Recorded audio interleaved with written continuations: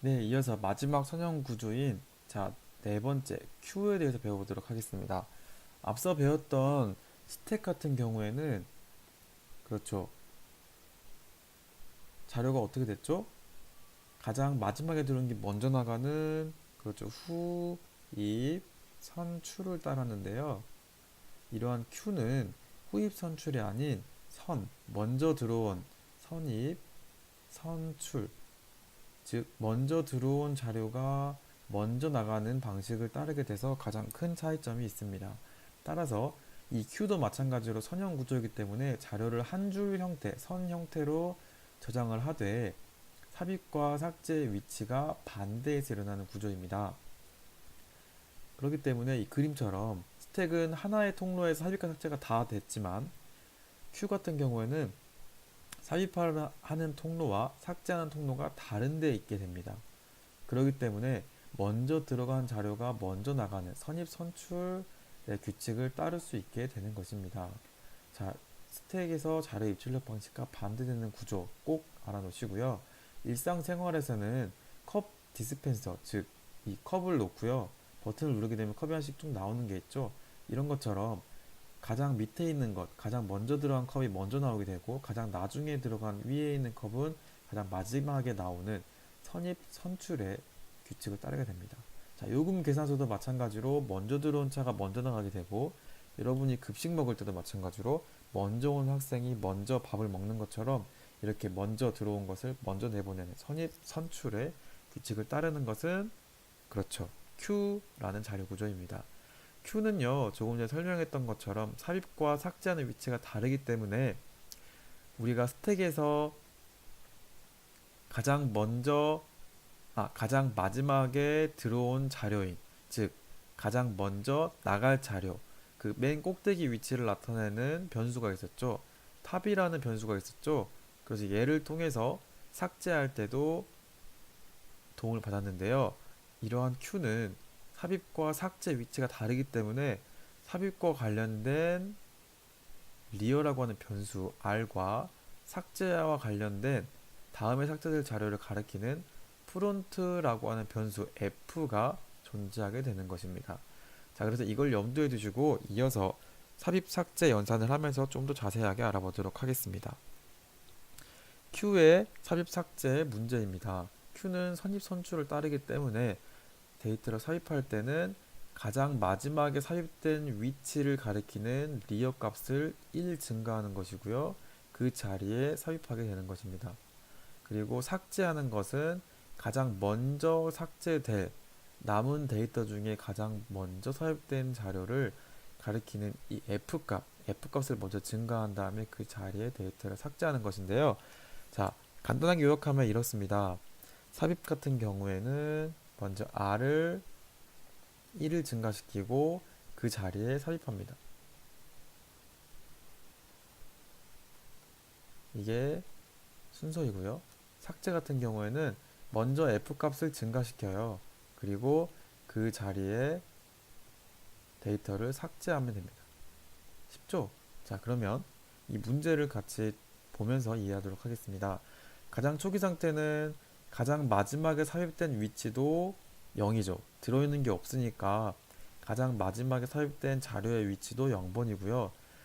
물론 삭제된 것도 없잖아요. 들어온 것도 없으니까 삭제된 것도 없기 때문에 가장 최근에 삭제된 자료 이것도 0번이 됩니다. 자, 그러면 두 번째 문제를 풀어보겠습니다. 데이터 삭제 문제입니다. 첫 번째 문제를부터 보겠습니다. 첫 번째 문제는 A를 삽입합니다. 그래서 자, F는 삭제와 관련된 변수고요. 얘는 삽입과 관련된 변수입니다. 그래서 얘는 F는 삭제를 하지 않기 때문에 그대로 유지를 시키고요. 데이터를 삽입했기 때문에 리어 R 변수가 플러스 1이 되는 것입니다. 그래서 그 1값을 플러스 1을 시키고요. 그 1값이 가리키는 공간에다가 데이터를 넣는 것이 데이터 삽입의 방법입니다. 자, 그럼 이번에는 삽입을 했으니까 삭제를 한번 해보겠습니다. 삭제와 관련된 변수는 F이기 때문에 F를 먼저 1 증가시킨다고 했죠. 그래서 F를 1 증가시킵니다. 첫 번째입니다. 그래서 얘는 1이 됩니다.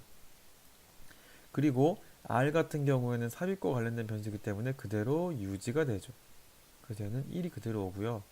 자, 그 다음에 이 A, 즉 F가 가리키는 1번에 있는 자료를 삭제를 하게 되면은 자, 여기 뭐가 남죠? 그렇죠. 아무것도 없게 되는 거죠. 그래서 여기는 다 텅 빈 Q로 되는 것입니다. 이해되시나요? 자, 하나만 더 해보겠습니다. 자, B를 삽입을 하겠습니다. 이번에는 자, 여기서 주의할 점은요.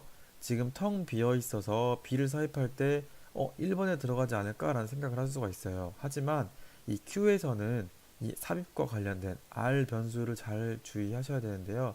R 변수가 현재 1이기 때문에 삽입할 때는 먼저 뭐부터 한다고 했죠? 그렇죠. R을 플러스 1 한다고 했잖아요. 그래서 R 1 더하기 1 한 2번이 나오게 되고요. 삭제를 하지 않았기 때문에 F 값은 유지가 되고요. 자, 2번이 가리키는 자리에다가 그렇죠. 비로소 B가 들어가게 되는 것입니다. 이 R 변수가 왜 위치하는지 알겠죠?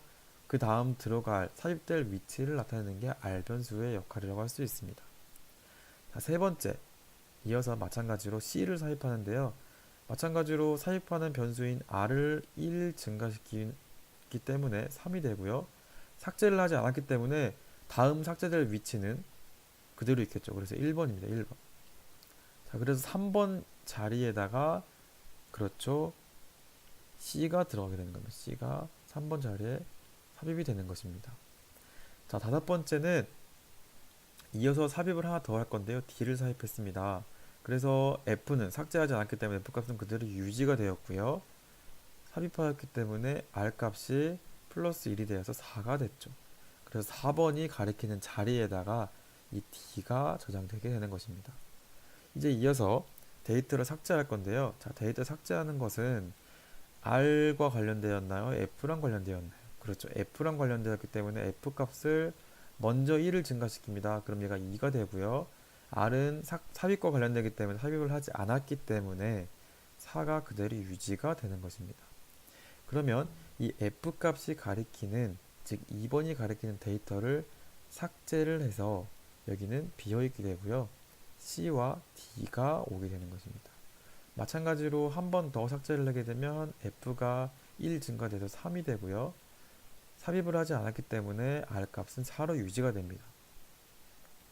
그리고 그렇죠. 3번 F가 가리키는 3번 자리에 있는 데이터를 삭제를 하게 돼서 결국은 얘는 D만 남게 되는 것이죠.